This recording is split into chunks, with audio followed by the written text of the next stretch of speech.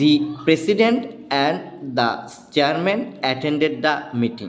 খেয়াল করে দেখুন এখানে দুটি পদবি রয়েছে। এখন কি আমি এটিকে সিঙ্গুলার সাবজেক্ট হিসেবে ব্যবহার করব নাকি প্লুরাল সাবজেক্ট হিসেবে ব্যবহার করব?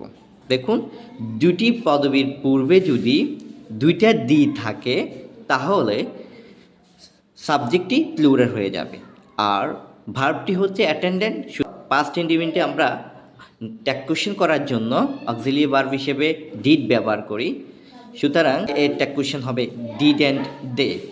পরের বাক্যটি আবার the president and chairman attended the meeting. এখানে খেয়াল করে দেখুন দুইটা পদবীর মধ্যে একটি পদবীর আগে দি রয়েছে, সুতরাং এটি একটি সিঙ্গুলার সাবজেক্ট, তাই এর জন্য আমরা সিঙ্গুলার সাবজেক্টটি ব্যবহার করব। আর যেহেতু ভার্বটি রয়েছে অ্যাটেন্ডেড, তাই ডিডেন্ট হি।